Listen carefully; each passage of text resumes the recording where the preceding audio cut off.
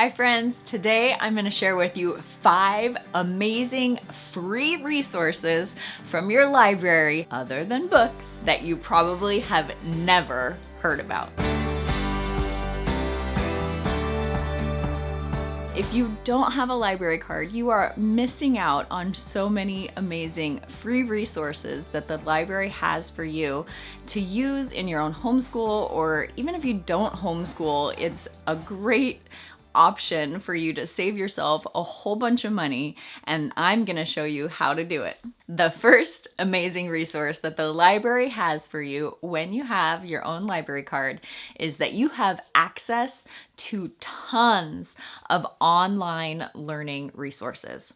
So some of these are things like foreign language programs like Mango Languages, or some places have a different program called Rocket Languages where you can learn another language for free. One of the other great places that you can do some online learning through your library is with lynda.com, which I think is now known as LinkedIn Learning.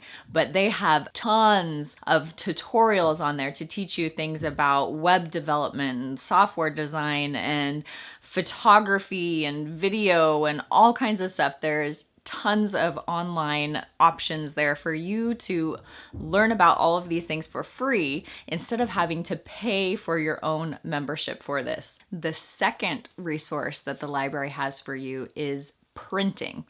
Now, not all libraries have this totally for free, but it is certainly way less expensive than going to somewhere like the FedEx store or the UPS store to do your printing.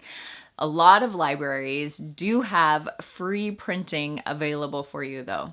I know the library that we went to before we moved here out to the country, we lived in a more suburban area, and we could go to the library and we got 70 free prints per library card per week.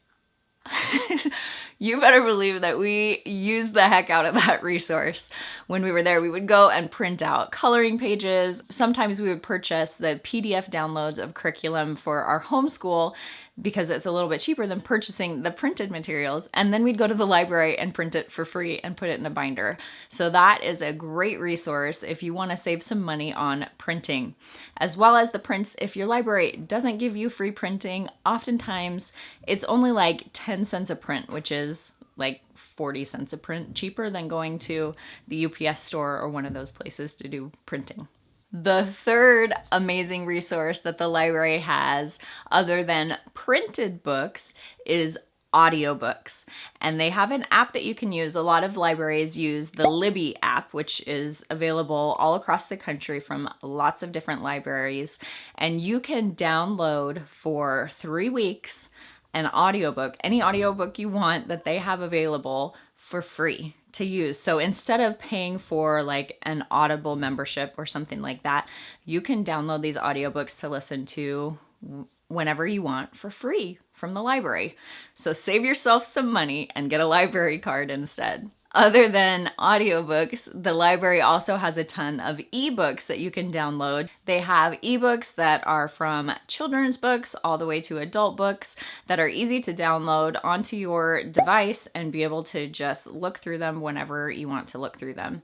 And those are normally just like checking out a library or a normal book from a library. So you have that for 3 weeks and then it is automatically returned back to the library for you. Another free resource that the library has for you that you might not have heard about is Genealogy Research.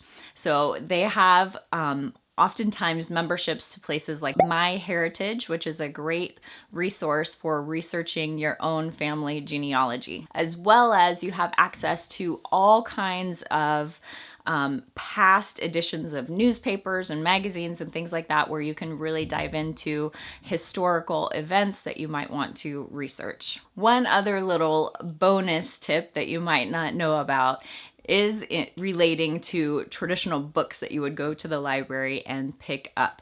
So sometimes you go to the library and you can't find the book that you're looking for. And many libraries across the country offer you the opportunity to request books for them to purchase. So if you don't find the book on the shelf that you want to check out, and you check their catalog and they don't have it available, you can often request to have them purchase the book. And then if they feel like the community, that there would be enough interest in the community and people would want to check it out enough, they will actually often go ahead and purchase that book. And then the cool thing is too that they will notify you when it's in stock at the library, and then you'll usually be the one to get to check it out first. We have used this multiple times already. Having moved to this town that we live in now about 5 months ago, the library here has already purchased 5 or 6 books that we've requested because they didn't have them available yet. So that is certainly a great option, especially if it's something like a book that you need to go along with a curriculum that you're using, but you don't want to purchase the book yourself because you're probably only going to use it for a week or two.